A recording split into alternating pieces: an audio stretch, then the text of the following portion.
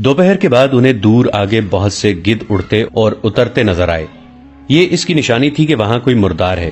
وہ علاقہ مٹی اور ریت کے ٹیلوں کا تھا، صحرائی درخت بھی تھے۔ چلتے چلتے وہ ان ٹیلوں میں داخل ہو گئے۔ راستہ اوپر ہوتا گیا اور ایک بلند جگہ سے انہیں ایک میدان نظر آیا جہاں گدھوں کے غول اترتے ہوئے شور بپا کر رہے تھے۔ ذرا اور آگے گئے تو نظر آیا یہ لاشیں ہیں، بدبو بھی تھی۔ یہ ان سوڈانیوں کی لاشیں تھیں جو بحرہ روم کے ساحل پر مقیم سلطان ایوبی کی فوج پر حملہ کرنے چلے تھے۔ سلطان ایوبی کے جانباز سواروں نے راتوں کو ان کے عقبی حصے پر حملہ کر کے یہ کشت و خون کیا اور سوڈانی فوج کو تتر بتر کر دیا تھا۔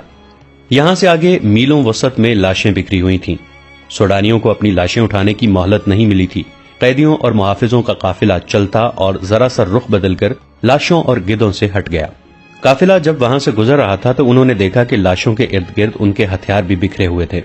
ان میں کمانے اور ترکش تھے، برچیاں، تلواریں اور ڈھالیں بھی تھیں۔ قیدیوں نے یہ ہتھیار دیکھ لیے۔ انہوں نے آپس میں باتیں کی اور رابن نے اس لڑکی سے کچھ کہا جس نے مصری کمانڈر پر قبضہ کر رکھا تھا۔ لاشیں اور ہتھیار دور دور تک پھیلے ہوئے تھے۔ دائیں طرف ٹیلوں کے قریب سرسبز جگہ تھی، پانی بھی نظر آ رہا تھا۔ سبزہ ٹیلوں کے اوپر تک گیا ہوا تھا۔ لڑکی نے کمانڈر کو اشارہ کیا تو وہ اس کے قریب چلا گیا۔ لڑکی نے کہا، یہ جگہ بہت اچھی ہے، یہیں رک جاتے ہیں۔ مصری نے قافلے کا رخ پھیر دیا اور سرسبز ٹیلے کے قریب پانی کے چشمے پر جا رکا۔ رات یہیں بسر کرنا تھی۔ جب گھوڑوں اور اونٹوں سے اترے، جانور پانی پر ٹوٹ پڑے۔ رات گزارنے کے لیے اچھی جگہ دیکھی جانے لگی۔ وہ ٹیلوں کے درمیان جگہ کشادہ بھی تھی اور وہاں سبزہ بھی تھا۔ یہی جگہ منتخب کر لی گئی۔ جب رات کا اندھیرا گہرا ہوا تو سب سو گئے۔ مصری جاگ رہا تھا اور لڑکی بھی جاگ رہی تھی۔ اس رات اسے خاص طور پر جاگنا اور مصری کمانڈر کو پوری طرح مدہوش کرنا تھا۔ اسے جب خراٹوں کی آوازیں سنائی دینے لگیں تو اپنے مصری کے پاس چلی گئی۔ اس لڑکی کی خاطر وہ سب سے الگ اور دور ہٹ کر لیٹا تھا۔ لڑکی اسے ٹیلے کی اوٹ میں لے گئی اور وہاں سے اور زیادہ دور جانے کی خواہش ظاہر کی۔ مصری اس کی خواہشوں کا غلام ہو گیا تھا۔ اسے احساس تک نہ تھا کہ آج رات لڑکی اسے ایک خاص مقصد کے لیے دور لے جا رہی ہے۔ وہ اس کے ساتھ ساتھ چلتا رہا اور لڑکی اسے 3 ٹیلوں سے بھی پرے لے گئی۔ وہ رکی اور مصری کو باہوں میں لے لیا۔ مصری بے خود ہو گیا۔ ادھر رابن نے جب دیکھا کہ کمانڈر جا چکا ہے اور دوسرے محافظ گہری نیند سوئے ہوئے ہیں تو اس نے لیٹے لیٹے اپنے ایک ساتھی کو جگایا۔ اس نے ساتھ والے کو جگایا۔ اس طرح رابن کے 4 ساتھی جاگ اٹھے۔ محافظ ان سے ذرا دور سوئے ہوئے تھے۔ مصری کمانڈر کو لڑکی نے اتنا بے پرواہ کر دیا تھا کہ رات کو وہ سنتری کھڑا نہیں کرتا تھا۔ پہلے رابن پیٹ کے بل رینگتا محافظوں سے دور چلا گیا۔ اس کے بعد اس کے 4 ساتھی بھی چلے گئے۔ ٹیلے کی اوٹ میں ہو کر وہ تیز تیز چلنے لگے اور لاشوں تک پہنچ گئے۔ ٹٹول ٹٹول کر انہوں نے 3 کمانے اور ترکش اٹھائے اور ایک ایک برچی اٹھا لی۔ اسی مقصد کے لیے انہوں نے لڑکی سے کہا تھا کہ وہ کمانڈر سے کہے کہ یہاں پڑاؤ کیا جائے۔ وہ ہتھیار لے کر واپس ہوئے۔ اب وہ اکٹھے تھے۔ وہ سوئے ہوئے محافظوں کے قریب جا کھڑے ہوئے۔ رابن نے ایک محافظ کے سینے میں برچھی مارنے کے لیے برچھی ذرا اوپر اٹھائی۔ باقی 4 بھی ایک ایک محافظ کے سر پر کھڑے تھے۔ یہ نہایت کامیاب چال تھی۔ وہ بیک وقت 4 محافظوں کو ختم کر سکتے تھے اور باقی 11 کے سنبھلنے تک انہیں بھی ختم کرنا مشکل نہیں تھا۔ پیچھے 3 شتربان تھے اور مصری کمانڈر۔ وہ آسان شکار تھے۔ رابن نے جو ہی برچھی اوپر اٹھائی، زناٹا سے سنائی دیا اور ایک تیر رابن کے سینے میں اتر گیا اور اس کے ساتھ ہی ایک تیر رابن کے اس ساتھی کے سینے میں لگا۔ وہ ڈولے اور ان کے 3 ساتھی ابھی دیکھ ہی رہے تھے کہ یہ کیا ہوا کہ 2 اور تیر آئے اور 2 اور قیدی اوندے ہو گئے۔ آخری قیدی بھاگنے کے لیے پیچھے کو مڑا تو ایک تیر اس کے پہلو میں اتر گیا۔ یہ کام اتنی خاموشی سے ہو گیا کہ ان محافظوں میں سے کسی کی آنکھ ہی نہ کھلی جن کے سروں پر موت آن کھڑی ہوئی تھی۔ تیر انداز آگے آئے۔ انہوں نے مشعلیں روشن کی۔ یہ وہ 2 محافظ تھے جنہوں نے اپنے کمانڈر سے کہا تھا کہ انہیں منزل پر جلدی پہنچنا چاہیے۔ وہ دیانتدار تھے۔ وہ سوئے ہوئے تھے۔ جب 4 قیدی ان کے قریب سے گزرے تو ان میں سے ایک کی آنکھ کھل گئی تھی۔ اس نے اپنے ساتھی کو جگایا اور قیدیوں کا تعاقب دبے پاؤں کیا۔ انہوں نے یہ ارادہ کیا تھا کہ اگر قیدیوں نے بھاگنے کی کوشش کی تو انہیں تیروں سے ختم کر دیں گے، مگر اس سے پہلے وہ دیکھنا چاہتے تھے کہ یہ کیا کرتے ہیں۔ اندھیرے میں انہیں جو کچھ نظر آ رہا تھا وہ دیکھتے رہے۔ قیدی ہتھیار اٹھا کر واپس آئے تو دونوں محافظ آ کر ٹیلے کے ساتھ چھپ کر بیٹھ گئے۔ جو ہی قیدیوں نے محافظوں کو برچھیاں مارنے کے لیے برچھیاں اٹھائیں، انہوں نے تیر چلا دیے، پھر 4 کو ختم کر دیا۔ انہوں نے اپنے کمانڈر کو آواز دی تو اسے لاپتہ پایا۔ اس آواز سے لڑکیاں جاگ اٹھیں اور باقی محافظ بھی جاگ گئے۔ لڑکیوں نے اپنے آدمیوں کی لاشیں دیکھی۔ ہر ایک لاش میں ایک ایک تیر اترا ہوا تھا۔ لڑکیاں خاموشی سے لاشوں کو دیکھتی رہیں۔ انہیں معلوم تھا کہ یہ آدمی آج رات کیا کریں گے۔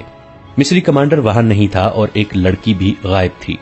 محافظوں کو معلوم نہیں تھا کہ جب ان قیدی جاسوسوں کے سینوں میں تیر داخل ہوئے تھے، بالکل اسی وقت ان کے مصری کمانڈر کی پیٹھ میں ایک خنجر اتر گیا تھا۔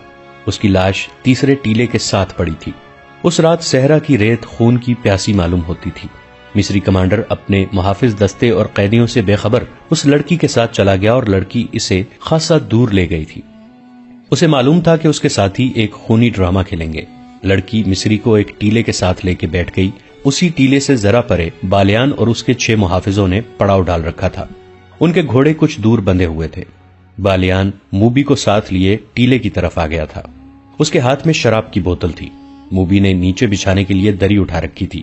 بالیان محافظوں سے دور جا کر عیش و عشرت کرنا چاہتا تھا۔ اس نے دری بچھا دی اور موبی کو اپنے ساتھ بٹھا لیا۔ وہ بیٹھے ہی تھے کہ رات کے سکوت میں انہیں قریب سے کسی کی باتوں کی آوازیں سنائی دی۔ وہ چونکے اور دم ساد کر سننے لگے۔ آواز کسی لڑکی کی تھی۔ بالیان اور موبی دبے پاؤں اس طرف آئے اور ٹیلے کی اوٹ سے دیکھا۔ انہیں 2 سائے بیٹھے ہوئے نظر آئے۔ صاف پتہ چلتا تھا کہ ایک عورت ہے اور ایک مرد۔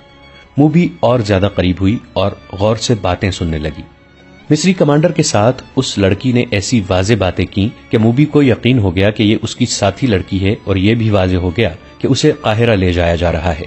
مصری نے جو حرکتیں اور باتیں کی وہ تو بالکل ہی صاف تھیں، کسی شک کی گنجائش نہیں تھی۔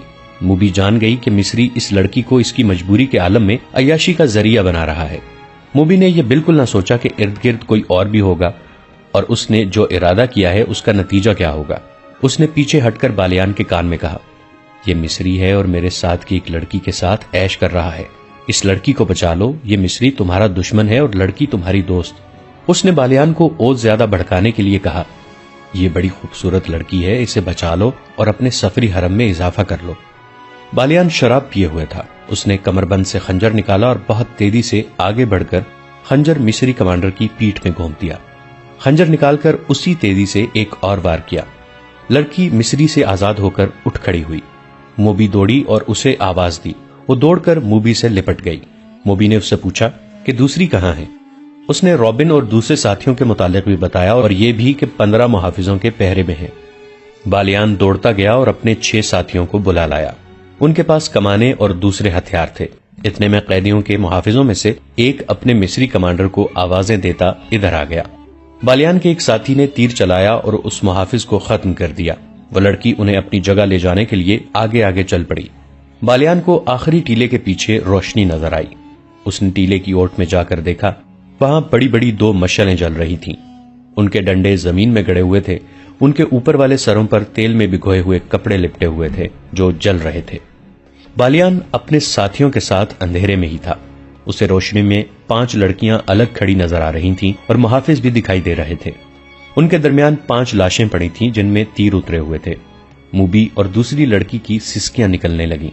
موبی کے اکسانے پر بالیان نے اپنے ساتھیوں سے کہا کہ تمہارا شکار ہے، تیروں سے ختم کر دو۔ ان کی تعداد اب 14 تھی۔ یہ ان کی بدقسمتی تھی کہ وہ روشنی میں تھے۔ بالیان کے ساتھیوں نے کمانوں میں تیر ڈالے۔ تمام تیر ایک ہی بار کمانوں سے نکلے۔ دوسرے ہی لمحے کمانوں میں 6 اور تیر آ چکے تھے۔ ایک ہی بار قیدیوں کے 6 محافظ ختم ہو گئے۔ باقی ابھی سمجھ ہی نہ سکے تھے کہ یہ تیر کہاں سے آئے ہیں۔ 6 اور تیروں نے 6 اور محافظوں کو گرا دیا۔ باقی 2 رہ گئے تھے۔ ان میں سے ایک اندھیرے میں غائب ہو گیا، دوسرا ذرا سست نکلا۔ وہ بھی سوڈانیوں کے بیک وقت 3 تیروں کا شکار ہو گیا۔ 3 شتربان رہ گئے تھے جو سامنے نہیں تھے۔ وہ اندھیرے میں کہیں ادھر ادھر ہو گئے تھے۔ مشعلوں کی روشنی میں اب لاشیں ہی لاشیں نظر آ رہی تھیں۔ ہر لاش ایک ایک تیر لیے ہوئے تھی اور ایک میں 3 تیر پیوست تھے۔ موبی دوڑ کر لڑکیوں سے ملی۔ اتنے میں انہیں ایک گھوڑے کے سر پر دوڑنے کی آوازیں سنائی دیں جو دور نکل گئیں۔ بالیان نے کہا، یہاں رکنا ٹھیک نہیں، ان میں سے ایک بچ کر نکل گیا ہے، وہ قاہرہ کی سمت گیا ہے، فوراً یہاں سے نکلو۔ انہوں نے محافظوں کے گھوڑے کھولے اور اپنی جگہ گئے۔ وہاں جا کر دیکھا کہ ایک گھوڑا بمازین غائب تھا۔ اسے بچ کر نکل جانے والا محافظ لے گیا تھا۔ وہ اپنے گھوڑوں تک نہیں جا سکا تھا، چھپ کر ادھر چلا گیا جہاں اسے 8 گھوڑے بندھے نظر آئے۔ زینیں پاس ہی پڑی تھیں۔ اس نے ایک گھوڑے پر زین کسی اور بھاگ نکلا۔ بالیان نے 14 گھوڑوں پر زینیں کسوائیں، سامان 2 گھوڑوں پر لادا باقی گھوڑے ساتھ لیے اور روانہ ہو گئے۔ لڑکیوں نے موبی کو سنایا کہ ان پر کیا بیتی ہے اور انہیں کہاں لے جایا جا رہا تھا۔ انہوں نے یہ بھی بتایا کہ رابن اور اس کے ساتھی لاشوں کے ہتھیار اٹھانے گئے تھے، مگر معلوم نہیں وہ کس طرح مارے گئے۔ موبی نے کہا، ایوبی کے کیمپ میں میری اور رابن کی ملاقات اچانک ہو گئی تھی۔ اس نے کہا تھا کہ مجھے یوں نظر آ رہا ہے کہ یسوع مسیح کو ہماری کامیابی منظور ہے، ورنہ ہم اس طرح خلاف توقع نہ ملتے۔ آج ہماری ملاقات بالکل خلاف توقع ہو گئی ہے، لیکن میں یہ نہیں کہوں گی کہ یسوع مسیح کو ہماری کامیابی منظور ہے۔ خدا یسوع مسیح ہم سے ناراض معلوم ہوتا ہے۔ ہم نے جس کام میں ہاتھ ڈالا وہ چوپٹ ہوا۔ بحیرہ روم میں ہماری فوج کو شکست ہوئی اور مصر میں ہماری دوست سوڈانی فوج کو شکست ہوئی۔ ادھر رابن اور کرسٹوفر جیسے دلیر اور قابل آدمی اور ان کے اتنے اچھے ساتھی مارے گئے۔ معلوم نہیں ہمارا انجام کیا ہوگا۔ ہمارے جیتے جی تمہیں کوئی ہاتھ نہیں لگا سکتا، بالیان نے کہا۔ میرے شیروں کا کمال تم نے دیکھ لیا ہے۔ جس وقت قیدیوں کا قافلہ لاشوں کے پاس ٹیلوں میں رکا ہوا تھا، اس وقت ساحل پر سلطان ایوبی کی فوج کے کیمپ میں 3 آدمی داخل ہوئے۔ وہ اٹلی کی زبان بولتے تھے۔ ان کا لباس اٹلی کے دیہاتیوں جیسا تھا، ان کی زبان کوئی نہیں سمجھتا تھا۔ اٹلی کے جنگی قیدیوں سے معلوم کیا گیا، انہوں نے بتایا کہ یہ اٹلی سے آئے ہیں اور اپنی لڑکیوں کو ڈھونڈتے پھر رہے ہیں۔ یہ یہاں کے سالار سے ملنا چاہتے ہیں۔ انہیں بہاؤالدین شداد کے پاس پہنچا دیا گیا۔ صلاح الدین ایوبی کی غیر حاضری میں شداد کیمپ کمانڈر تھا۔ اٹلی کا ایک جنگی قیدی بلایا گیا، وہ مصر کی زبان بھی جانتا تھا۔ اس کی وساطت سے ان آدمیوں کے ساتھ باتیں ہوئیں۔ ان 3 آدمیوں میں ایک ادھیڑ عمر تھا اور 2 جوان تھے۔ تینوں نے ایک ہی جیسی بات سنائی۔ تینوں کی ایک جوان بہن کو صلیبی فوجی ان کے گھروں سے اٹھا لائے تھے۔ انہیں کسی نے بتایا تھا کہ وہ لڑکیاں مسلمانوں کے کیمپ میں پہنچ گئی ہیں، یہ اپنی بہنوں کی تلاش میں آئے ہیں۔ انہیں بتایا گیا کہ یہاں 7 لڑکیاں آئی تھیں۔ انہوں نے بھی یہی کہانی سنائی تھی، مگر 7 جاسوس نکلیں۔ ان تینوں نے کہا کہ ہماری بہنوں کا جاسوسی کے ساتھ کوئی تعلق نہیں ہے، ہم تو غریب اور مظلوم لوگ ہیں، کسی سے کشتی مانگ کر اتنی دور آئے ہیں۔ ہم غریبوں کی بہنیں جاسوسی کی جرت کیسے کر سکتی ہیں؟ ہمیں ان 7 لڑکیوں کا کچھ پتا نہیں، معلوم نہیں وہ کون ہوں گی، ہم تو اپنی بہنوں کو ڈھونڈ رہے ہیں۔ ہمارے پاس کوئی اور لڑکی نہیں، شداد نے بتایا۔ یہی 7 لڑکیاں تھیں جن میں سے ایک لاپتہ ہو گئی تھی اور باقی 6 کو پرسوں صبح یہاں روانہ کر دیا گیا ہے۔ اگر انہیں دیکھنا چاہتے ہو تو قاہرہ چلے جاؤ، ہمارا سلطان رحم دل انسان ہے، تمہیں لڑکیاں دکھا دے گا۔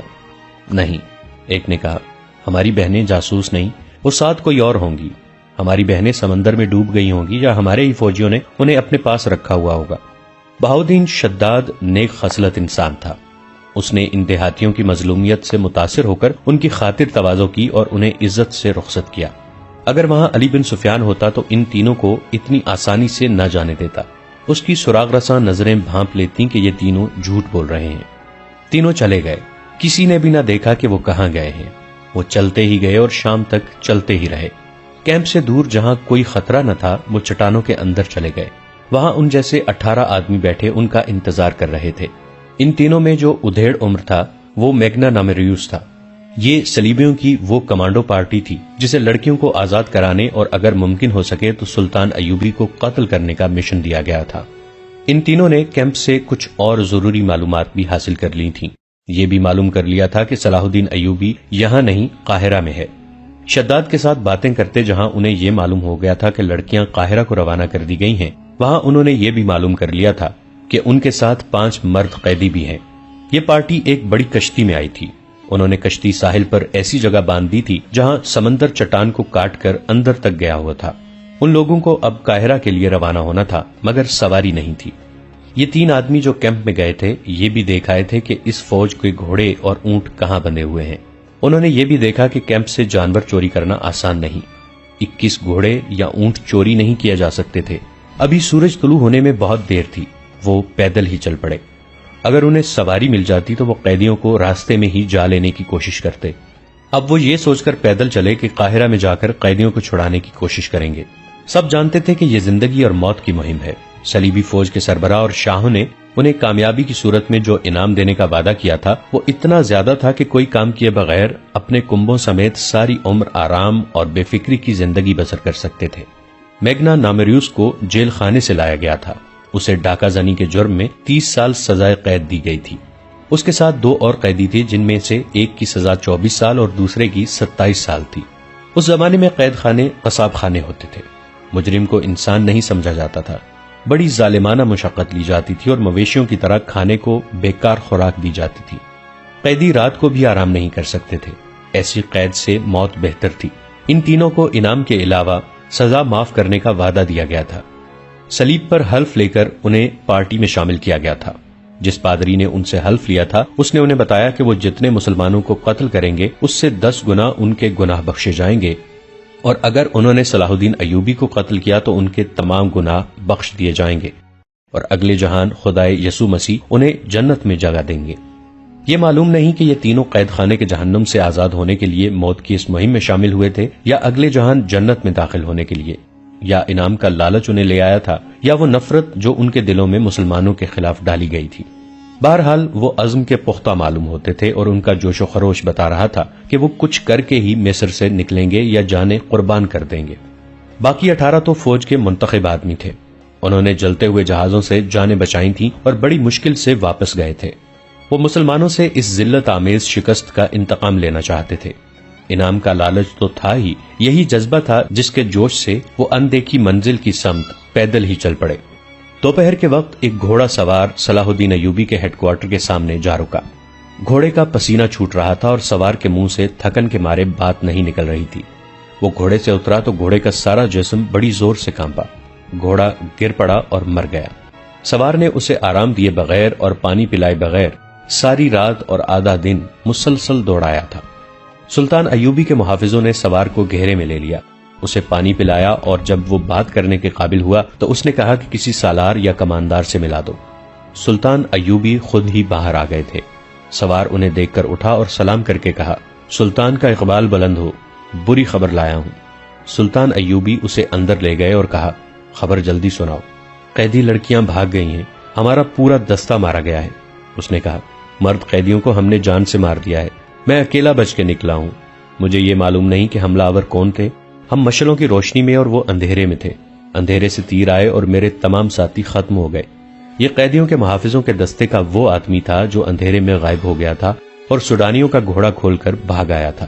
اس نے گھوڑے کو بلا روکے سر پر دوڑایا تھا اور اتنا طویل سفر آدھے سے بھی تھوڑے وقت میں طے کر لیا تھا۔ سلطان صلاح الدین نے علی بن سفیان اور فوج کے ایک نائب سالار کو بلا لیا۔ وہ آئے تو اس آدمی سے کہا کہ اب وہ ساری بات سنائے۔ اس نے کیمپ سے روانگی کے وقت سے بات شروع کی اور اپنے کمانڈر کے متعلق بتایا کہ وہ ایک قیدی لڑکی کے ساتھ دل بہلاتا رہا اور قیدیوں سے لاپرواہ ہو گیا۔ پھر راستے میں جو کچھ ہوتا رہا اور آخر میں جو کچھ ہوا اس نے سنا دیا، مگر وہ یہ نہ بتا سکا کہ حملہ آور کون تھے۔ سلطان ایوبی نے علی بن سفیان اور نائب سالار سے کہا، اس کا مطلب یہ ہے کہ صلیبی چھاپا مار مصر کے اندر موجود ہیں۔ ہو سکتا ہے، علی بن سفیان نے کہا، یہ صحرائی ڈاکو بھی ہو سکتے ہیں۔ اتنی خوبصورت 6 لڑکیاں ڈاکوؤں کے لیے بڑی کشش تھی۔ تم نے اس کی بات غور سے نہیں سنی، سلطان ایوبی نے کہا۔ اس نے کہا ہے کہ مرد قیدی لاشوں کے ہتھیار اٹھا لائے تھے اور محافظوں کو قتل کرنے لگے تھے۔ محافظوں میں سے 2 نے انہیں تیروں سے ہلاک کر دیا۔ اس کے بعد ان پر حملہ ہوا۔ اس سے یہی ظاہر ہوتا ہے کہ صلیبی چھاپا مار ان کے تعاقب میں تھے۔ وہ کوئی بھی تھے سلطان محترم، نائب سالار نے کہا۔ فوری طور پر کرنے والا کام یہ ہے کہ اس عسکری کو رہنمائی کے لیے ساتھ بھیجا جائے اور کم از کم 20 گھوڑا سوار جو تیز رفتار ہوں تعاقب کے لیے بھیجے جائیں۔ یہ بعد کی بات ہے کہ وہ کون تھے۔ میں اپنے ایک نائب کو ساتھ بھیجوں گا، علی بن سفیان نے کہا۔ اس عسکری کو کھانا کھلاؤ، سلطان ایوبی نے کہا۔ اسے تھوڑی دیر آرام کر لینے دو، اتنی دیر میں 20 سوار تیار کرو اور تعاقب میں روانہ کرو۔ اگر ضرورت سمجھو تو زیادہ سوار بھیج دو۔ میں نے جہاں سے گھوڑا کھولا تھا وہاں 8 گھوڑے بندھے ہوئے تھے، محافظ نے کہا۔ وہاں کوئی انسان نہیں تھا، حملہ آور ہی ہو سکتے ہیں۔ اگر گھوڑے 8 تھے تو وہ بھی 8 ہی ہوں گے۔ چھاپا ماروں کی تعداد زیادہ نہیں ہو سکتی، نائب سالار نے کہا۔ ہم انشاءاللہ انہیں پکڑ لیں گے۔ یہ یاد رکھو کہ وہ چھاپا مار ہیں، سلطان ایوبی نے کہا، اور لڑکیاں جاسوس ہیں۔ اگر تم ایک جاسوس چھاپا مار کو پکڑ لو تو سمجھ لو تم نے دشمن کے 2 عسکری پکڑ لیے ہیں۔ میں ایک جاسوس کو ہلاک کرنے کے لیے دشمن کے 2 عسکریوں کو چھوڑ سکتا ہوں۔ ایک عورت کسی کا کچھ نہیں بگاڑ سکتی، مگر ایک جاسوس اور تخریب کار عورت اکیلی پورے ملک کا بیڑا غرق کر سکتی ہے۔ یہ لڑکیاں بے حد خطرناک ہیں۔ اگر وہ مصر کے اندر رہ گئیں تو تمہارا پورا کا پورا لشکر بیکار ہو جائے گا۔ ایک جاسوس یا جاسوسہ کو پکڑنے یا جان سے مارنے کے لیے اپنے 100 سپاہی قربان کر دو۔ یہ سودا پھر بھی سستا ہے۔ چھاپا مار اگر نہ پکڑے جائیں تو مجھے پرواہ نہیں، ان لڑکیوں کو ہر قیمت پر پکڑنا ہے۔